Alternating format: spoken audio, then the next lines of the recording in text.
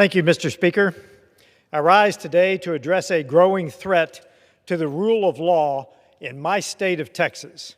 The rise of Sharia, the law of Islam, has reached a tipping point in the Lone Star State, especially in North Texas, which I represent.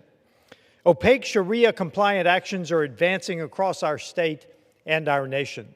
We must be clear.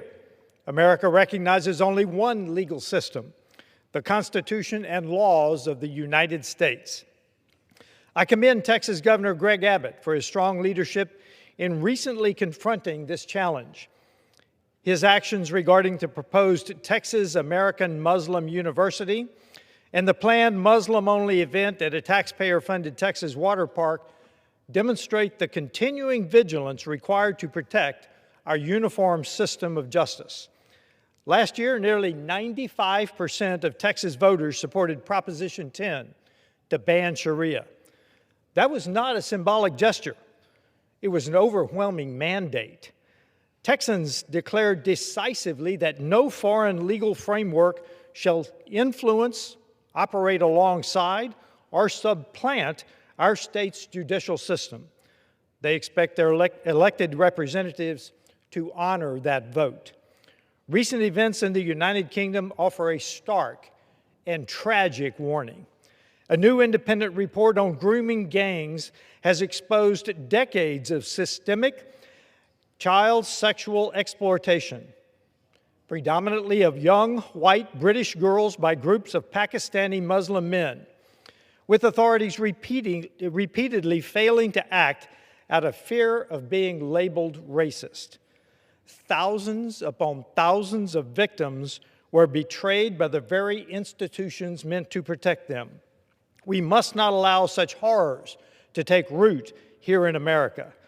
While Congress is acting, my bill, H.R. 6230, the Tehran Incitement to Violence Act, passed the House and is now pending in the Senate. Federal efforts alone are not enough.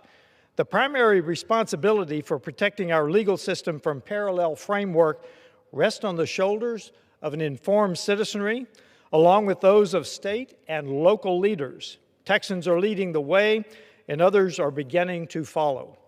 In Kaufman County, Texas, federal, state, and local officials worked in unison to stop a Sharia city project backed by a Dubai-based development company.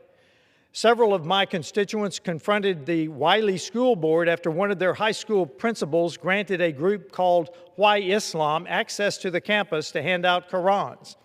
One of my constituents, Jessica Hulsey, grabbed her walker, got a ride to Josephine City Hall, and stood in front of a crowded room to share her concerns about the proposed East Plano Islamic Center. Across the Red River, citizens in Broken Arrow, Oklahoma, successfully put a stop to a Sharia enclave after imploring their local leaders to just say no. Even across the pond, citizens in the UK are beginning to push back against the cultural shift wreaking havoc in their community because of Sharia's influence. In America, belief is protected. Conduct under the law is not.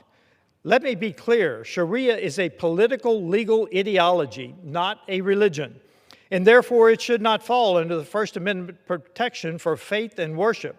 The First Amendment safeguards an individual's right to believe and practice their religion, but it has never granted immunity to political systems, especially those that claim authority above the Constitution, which Sharia does.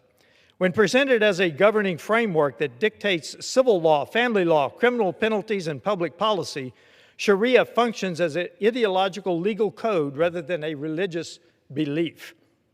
Under this view, the Constitution must remain the supreme law of the land and no ideological system, particularly Sharia, religious in origin or otherwise, can override the liberties, equal protections, and democratic processes guaranteed to every Republican. I thank the Texas Public Policy Foundation and the Texas legislators advancing common sense measures such as House Bill 495, which prohibits public institutions from accepting funds from foreign adversaries.